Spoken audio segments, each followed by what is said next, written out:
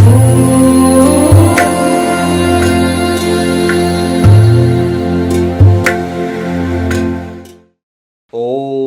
ನಮಃ ಸೂರ್ಯಾಯ ಚಂದ್ರಾಯ ಮಂಗಳಾಯ ಬುಧಾಯ ಚ ಗುರುಶುಕ್ರ ಶನಿಭ್ಯಶ್ಚ ರಾಹುಕೇತುವೇ ಕುರ್ವಂತು ಸರ್ವೇ ಮಮ ಸುಪ್ರಭಾತಂ. ಶ್ರೀ ಗುರುಭ್ಯೋ ನಮಃ ಹರಃ ಓಂ. ಸಮಸ್ತ ತುಳಸಿ ವೀಕ್ಷಕರಿಗೆ ಶಿವಸ್ವಾಮಿ ಗುರುಜಿಯ ಅನಂತ ನಮಸ್ಕಾರಗಳು. ಸ್ನೇಹಿತರೆ, ತಮಗೆಲ್ಲರಿಗೂ ಕೂಡ ಮಂಗಳವಾರದ ಶುಭೋದಯ. ಭಗವಂತ ತಮ್ಮೆಲ್ಲರಿಗೂ ಕೂಡ ಆಯುರಾರೋಗ್ಯ ಐಶ್ವರ್ಯವನ್ನು ಕೊಟ್ಟು ಕಾಪಾಡಲಿ ಅಂತ ಬೇಡಿಕೊಳ್ತಾ ಈ ದಿನದ 12 ರಾಶಿಗಳ ಫಲವನ್ನು ತಿಳ್ಕೊಳ್ತಕ್ಕಂಥ ಸಮಯ. ಹಾಗೆ ಮುಖ್ಯ ಭಾಗದ ವಿಚಾರಕ್ಕೆ ಬಂದಾಗ ನೋಡಿ, ನಿಮಗೆ ಮನೆಯಲ್ಲಿ ನಕಾರಾತ್ಮಕವಾಗಿರ್ತಕ್ಕಂಥ ಶಕ್ತಿಯನ್ನು ದೂರ ಮಾಡಲಿಕ್ಕೋಸ್ಕರ ನೀವು ಮಾಡಬೇಕಾಗಿರ್ತಕ್ಕಂಥ ವಾಸ್ತುವಿನ ಸರಳ ಪರಿಹಾರ ಏನಪ್ಪ ಅಂದರೆ, ವಿಶೇಷವಾಗಿ ಈ ದಿಕ್ಕಲ್ಲಿ, ಅಂದರೆ ಯಾವುದು ಅಂತ ನಾನು ಕೊನೆಯ ಭಾಗದಲ್ಲಿ ನಿಮಗೆ ತಿಳಿಸ್ತೇನೆ. ಎಕ್ಸ್ಪೆಷಲಿ ಬಾತ್ರೂಮಲ್ಲಿ ಇಡ್ತಕ್ಕಂಥ ಈ ಒಂದು ವಸ್ತು ನಿಮ್ಮ ಮನೆಯ ಒಂದು ನಕಾರಾತ್ಮಕವಾಗಿರ್ತಕ್ಕಂಥ ಆಲೋಚನಾ ಶಕ್ತಿಗಳನ್ನು ದೂರ ಮಾಡ್ತಕ್ಕಂಥದ್ದು ವಾಸ್ತುವಿನ ಪ್ರಕಾರ ಇರುತ್ತೆ. ಅದು ಹೇಗೆ, ಯಾವ ರೀತಿ, ಏನಿಡಬೇಕು ಅಂತಕ್ಕಂಥ ವಿಚಾರವನ್ನು ನಾನು ತಿಳಿಸ್ಕೊಡ್ತೇನೆ ನೋಡಿ. ಹಾಗೆ ನಿಮಗೆಲ್ಲರಿಗೂ ಗೊತ್ತಿರಬೇಕು, ಮಂಗಳವಾರ ಆದಷ್ಟು ಕೂಡ ಈ ಶುಭದ ಕಾರ್ಯಗಳನ್ನು ಮಾಡಲಿಕ್ಕೆ ಸ್ವಲ್ಪ ಹಿಂದೇಟಾಗ್ತಾರೆ, ಹೌದಲ್ವೋ? ಯಾಕೆ ಮಂಗಳವಾರ ಮಂಗಳನ ಅಧಿಪತ್ಯ ಇರ್ತದೆ. ಮಂಗಳನ ಅಧಿಪತ್ಯ ಇದ್ದಾಗ ಯೂಶಲಿ ಕೋಪದ ವಾತಾವರಣ ಬರ್ತಕ್ಕಂಥ ಸಾಧ್ಯತೆಗಳಿರೋದ್ರಿಂದ ಈ ಮಂಗಳವಾರ ಆದಷ್ಟು ಏನು ಮಾಡ್ತಾರೆ, ಈ ಮಂಗಳಕರ ಕಾರ್ಯಗಳನ್ನು ಕೆಲವೊಂದು ಮುಹೂರ್ತ ಭಾಗದಲ್ಲಿ ನಿಷಿದ್ಧ ಮಾಡೋದು. ಎಕ್ಸ್ಪೆಷಲಿ ನೀವು ನೋಡ್ಬೋದು, ಕೆಲವೊಂದು ಅಮಂಗಳ ಕಾರ್ಯಗಳನ್ನು ಕೂಡ ಮಂಗಳವಾರಗಳಲ್ಲಿ ಮಾಡಲ್ಲ. ನಿಮಗೆ ಗೊತ್ತಿದೆ, ಮ್ಯಾಕ್ಸಿಮಮ್ ಕೂಡ ಅಮಂಗಳ ಮಾಡಬಾರ್ದು ಅಂತ ಕೆಲವೊಂದು ಪವಿತ್ರವಾಗಿರ್ತಕ್ಕಂಥ ನೋಡಿ, ಮಂಗಳವಾರ ಮಂಗಳನ ಅಧಿಪತ್ಯ, ಅದೇ ಅಪವಿತ್ರ ಮಾಡಬಾರ್ದು ಅಂತ ಕೆಲವೊಂದು ಕಾರ್ಯಗಳನ್ನು ನಿಲ್ಲಿಸೇ ಬಿಡ್ತಾರೆ ಅವರು. ಅಫ್ಕೋರ್ಸ್ ಸತ್ಯ, ಅಮಂಗಳ ಮಾಡಬಾರ್ದು ಅಂತ. ಹಾಗಾಗಿ ಮಂಗಳವಾರ ಮುಹೂರ್ತ ಭಾಗವನ್ನು ನಿಷಿದ್ಧ ಮಾಡಿದ್ರು. ಆ್ಯಕ್ಚುಲಿ ಮಂಗಳವಾರ ಮಾಡ್ತಕ್ಕಂಥ ಕಾರ್ಯಗಳು ತುಂಬ ಬೇಗ ಫಾಸ್ಟಾಗಿ ನಡೀತಕ್ಕಂಥದ್ದು ಇದೆ.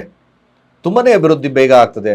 ಯಾವುದೇ ಕಾರ್ಯಗಳನ್ನು ನೀವು ಬೇಗ ಮುಗಿಬೇಕು ಅಂದರೆ ಯೂಶ್ವಲಿ ನೋಡಿ, ಮಂಗಳವಾರಗಳಂದು ವ್ಯವಸಾಯ ಕಾರ್ಯಗಳನ್ನು, ಮನೆ ನಿರ್ಮಾಣ ಮಾಡ್ತಕ್ಕಂಥ ಕಾರ್ಯಗಳನ್ನು ನಾವೇನಾದರೂ ಮಂಗಳವಾರಗಳಂದು ಪ್ರಾರಂಭವನ್ನು ಮಾಡಿದ್ರೆ ನಿಜವಾಗ್ಲೂ ಪವರ್ಫುಲ್ಲಾಗಿ ಕೆಲಸ ಮಾಡುತ್ತೆ. ಆದರೆ ನಮ್ಮ ಜನ ಸ್ವಲ್ಪ ಭಯಭೀತರಾಗ್ತಾರೆ. ಮಂಗಳವಾರ ಮಾಡೋದು ಬೇಡ, ಸಮಸ್ಯೆ ಬರುತ್ತೆ, ಅವಘಡಗಳಾಗುತ್ತೆ, ಕುಜನಾಧಿಪತ್ಯ ಇರೋದ್ರಿಂದ ಪೆಟ್ಟು ಗಿಟ್ಟು ಬೀಳುತ್ತೆ ಅಂತಕ್ಕಂಥದ್ದು ಇದ್ದೇ ಇರುತ್ತೆ. ಬಟ್ ಅಫ್ಕೋರ್ಸ್ ಮುಹೂರ್ತ ಭಾಗ ಅಂತಕ್ಕಂಥದ್ದು ಎಲ್ಲ ಗ್ರಹಗಳಿಗೂ ಸೀಮಿತ, ಅಂದರೆ ಎಲ್ಲ ಗ್ರಹಗಳು ಅವಶ್ಯಕವಾಗಿ ನೋಡಲೇಬೇಕಾಗುತ್ತೆ. ಕೆಲವೊಂದು ನೀವು ಪ್ರದೇಶಗಳಲ್ಲಿ ಶನಿವಾರಗಳಂದು ಕೂಡ ಶುಭ ಕಾರ್ಯಗಳನ್ನು ಮಾಡ್ತಾರೆ. ನಮ್ಮಲ್ಲಿ ಶನಿವಾರ ಮಾಡೋದೇ ಇಲ್ಲ. ಶನಿವಾರ ಶನಿ ಅಧಿಪತ್ಯ ಇರ್ತದೆ. ಬಟ್ ಈ ಕೆಲವೊಂದು ನಂಬಿಕೆಗಳು ಅಂತಕ್ಕಂಥದ್ದು ಜನರ ಮನಸ್ಸಿಂದ ಹೋಗಲಾಡಿಸ್ತಕ್ಕಂಥದ್ದು ತುಂಬ ಕಷ್ಟದ ವಿಚಾರ.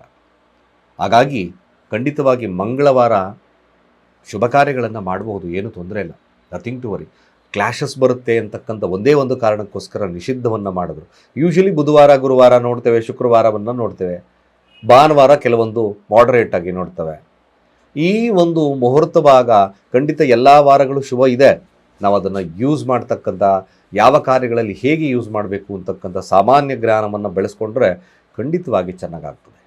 ಓಕೆ, ಈ ದಿನ 12 ರಾಶಿಗಳ ಫಲ, ಹಾಗೆ ಮನೆಯಲ್ಲಿರ್ತಕ್ಕಂಥ ನಕಾರಾತ್ಮಕ ಶಕ್ತಿಯನ್ನು ಹೇಗೆ ದೂರ ಮಾಡಬೇಕು ಅಂತಕ್ಕಂಥ ವಿಚಾರವನ್ನು ತಿಳಿಸ್ತೀನಿ. ಖಂಡಿತವಾಗಿ ಎಲ್ಲ ನೋಡಿ, ಒಂದು ವಿಭಿನ್ನವಾಗಿರ್ತಕ್ಕಂಥ ದಿನ ಭವಿಷ್ಯದ ಜೊತೆ ನಿಮ್ಮ ಮುಂದೆ ನಾನು ಬರ್ತಾ ಇದ್ದೇನೆ.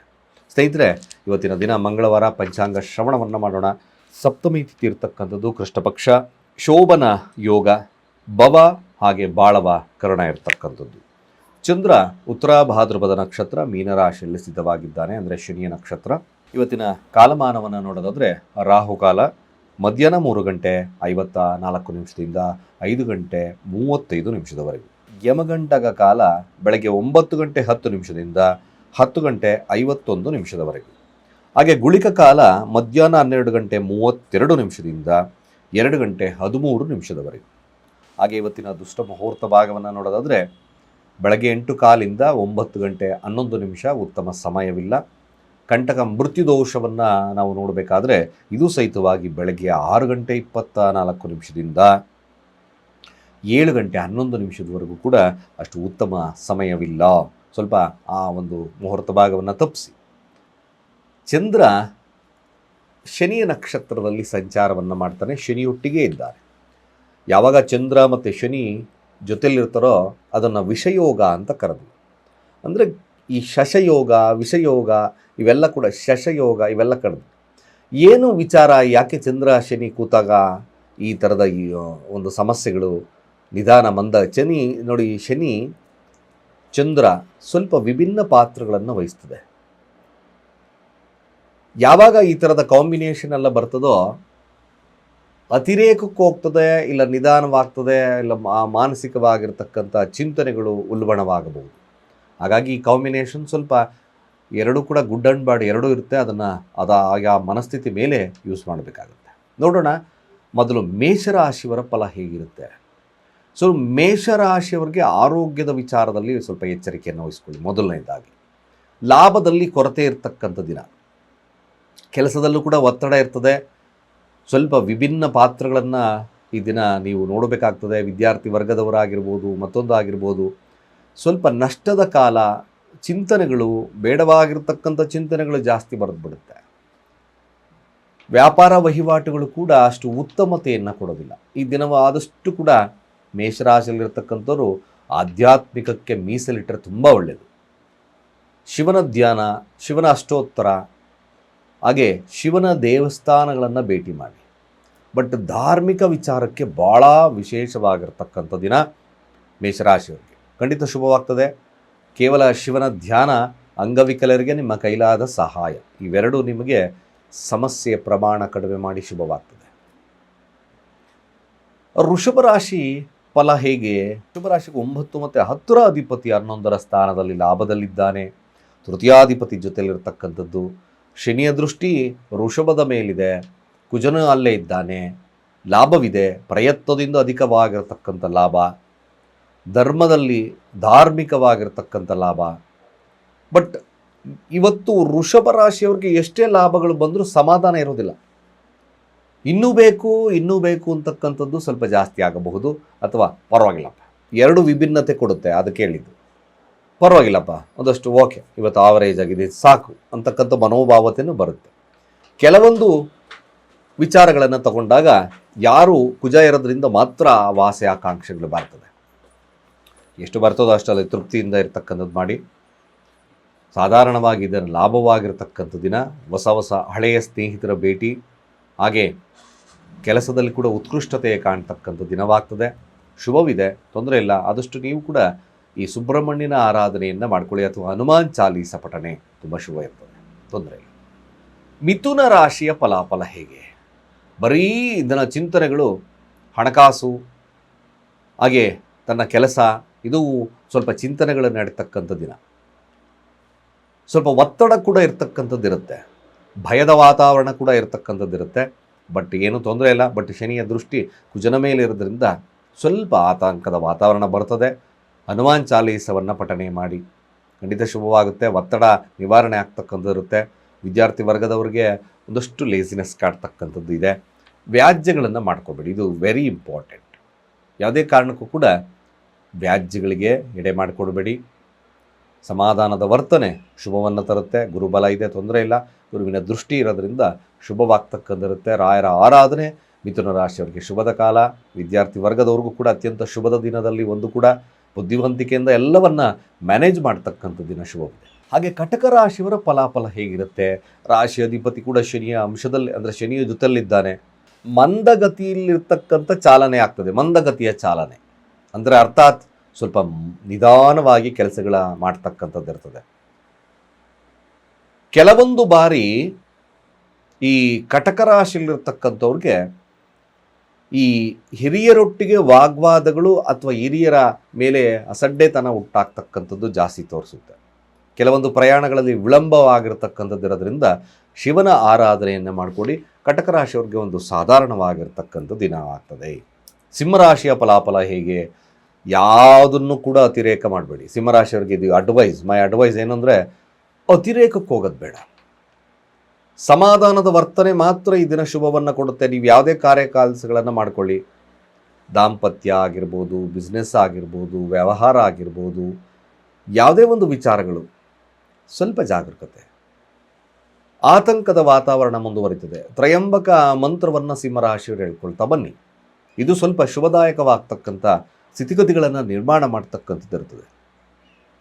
ಕೆಲಸದಲ್ಲಿ ಯಾವುದೇ ಕಾರಣಕ್ಕೂ ನೀವು ಸಮಸ್ಯೆಗಳನ್ನು ಮಾಡ್ಕೋಬೇಡಿ. ಜೊತೆಗೆ ಕೆಲಸಗಾರರೊಟ್ಟಿಗಿನ ಸಂಬಂಧ ಉತ್ತಮವಾಗಿರಬೇಕು. ಇವೆಲ್ಲ ಈ ದಿನ ತಾವು ನೋಡಬೇಕು. ಕೋರ್ಟ್ ಕಚೇರಿಯಲ್ಲಿ ಕಿರಿಕಿರಿ ಆಗ್ಬೋದು, ವ್ಯಾಜ್ಯಗಳು ಬರ್ಬೋದು.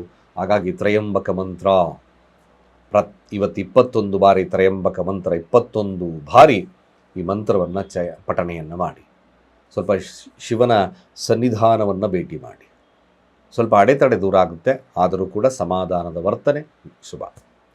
ಕನ್ಯಾ ರಾಶಿಯವರ ಫಲಾಫಲ ಹೇಗಿರುತ್ತೆ? ಸೊ ಕನ್ಯಾ ರಾಶಿಯವರಿಗೆ ಕೂಡ ವ್ಯಾವಹಾರಿಕವಾಗಿರ್ತಕ್ಕಂಥ ದಿನವಾಗ್ತದೆ. ಉತ್ತಮ ಒಂದು ಸ್ನೇಹ ಸಂಬಂಧಗಳು, ಜೊತೆಗೆ ಈ ದಾಂಪತ್ಯದಲ್ಲೂ ಸುಖವನ್ನು ನೋಡ್ತಕ್ಕಂಥದ್ದು, ಲಾಭದ ವಾತಾವರಣ ವ್ಯವಹಾರದಲ್ಲಿರ್ತಕ್ಕಂಥದ್ದು, ಸಂಗಾತಿಯೊಟ್ಟಿಗಿನ ಬಾಂಧವ್ಯ ಶುಭವಿರ್ತಕ್ಕಂಥದ್ದು ಕೂಡ ಇದೆ.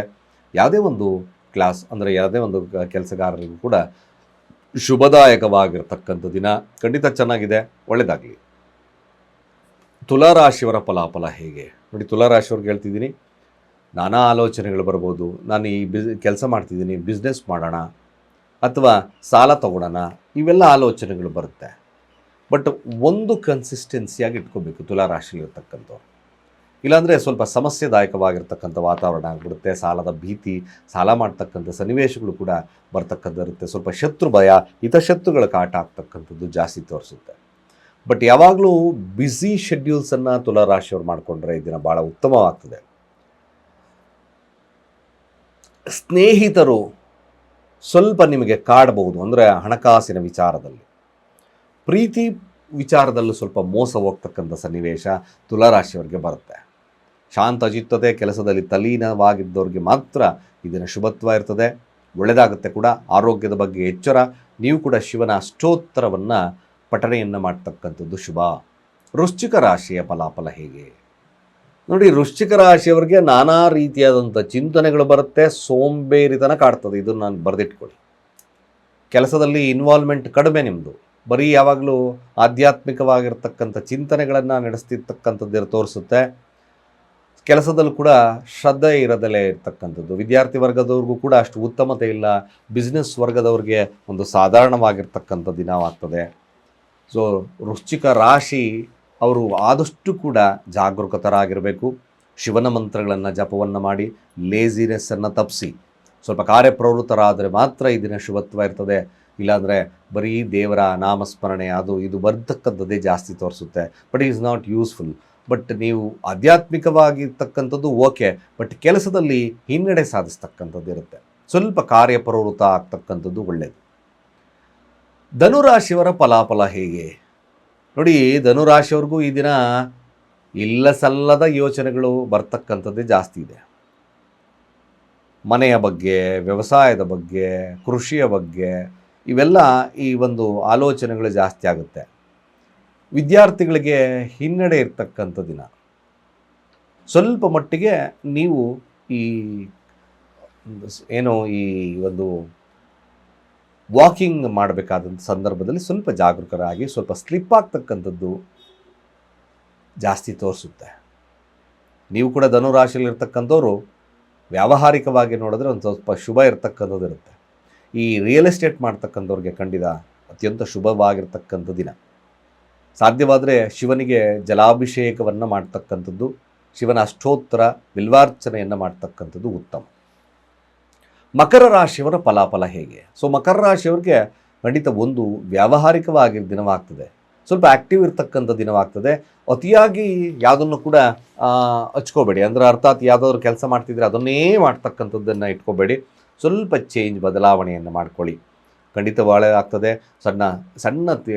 ಸಣ್ಣ ಪುಟ್ಟ ಈ ಒಂದು ತಿರುಗಾಟಗಳು ಬರ್ತಕ್ಕಂಥ ಸಾಧ್ಯತೆಗಳನ್ನು ತೋರಿಸುತ್ತೆ. ವಿದ್ಯಾರ್ಥಿ ವರ್ಗದವ್ರಿಗೆ ಒಂದು ಸಾಧಾರಣವಾಗಿರ್ತಕ್ಕಂಥ ದಿನ. ಈ ಮಕರ ರಾಶಿಯಲ್ಲಿರ್ತಕ್ಕಂಥವ್ರಿಗೆ ಆದಷ್ಟು ಕೂಡ ಇಂಪಾರ್ಟೆಂಟ್ ಈ ದಿನ. ಮಾತುಕತೆಗಳಲ್ಲಿ ಕೆಲವೊಂದು ವಿಚಾರಗಳು ಬಗೆಹರಿತಕ್ಕಂಥದ್ದು ಜಾಸ್ತಿ ತೋರಿಸುತ್ತೆ. ಖಂಡಿತ ಅದರ ವಿಚಾರದಲ್ಲಿ ನಿಮಗೆ ಲಾಭವಿದೆ, ಒಳ್ಳೆಯದಾಗುತ್ತೆ ಕೂಡ. ಕುಂಭರಾಶಿಯ ಫಲಾಫಲ ಹೇಗೆ ನೋಡಿ, ಕುಂಭರಾಶಿಯವರಿಗೆ ಹಣಕಾಸಿನ ಚಿಂತನೆಗಳು ಕಾಡುತ್ತೆ, ಕುಟುಂಬದ ಚಿಂತನೆಗಳು ಕಾಡುತ್ತೆ. ಹೇಗೆ ನಾನು ಸರ್ವೈವ್ ಆಗ್ಬೋದಾ ಹೇಗೆ ಅಂತಕ್ಕಂಥ ಮನೋಭಾವತೆ ಬರುತ್ತೆ. ಕುಟುಂಬಕ್ಕೆ ಹೆಚ್ಚಿನ ಕಾಳಜಿಯನ್ನು ವಹಿಸ್ತೀರಾ, ಬಟ್ ಹಣಕಾಸು ಸ್ವಲ್ಪ ಹೇಗೆ ನಾನು ಇದಕ್ಕೆ ಕೇಪಬಲ್ ಆಗಿ ನನ್ನ ಏನು ಡೆಬಿಟ್ಸನ್ನು ಸಾಲವನ್ನು ತೀರಿಸ್ತಕ್ಕಂಥದ್ದು ಆಗ್ತದಾ ಹೇಗೆ ಅಂತಕ್ಕಂಥ ಚಿಂತನೆಗಳು ಬರುತ್ತೆ. ಬಟ್ ನಥಿಂಗ್ ಟು ವರಿ, ಖಂಡಿತ ಚಿಂತನೆಗಳು ಸಕಾರಾತ್ಮಕವಾಗಿರ್ತಕ್ಕಂಥದ್ದಿರೋದ್ರಿಂದ ಆ ಥರದ ಭಯದ ವಾತಾವರಣವನ್ನು ಬೇಡ.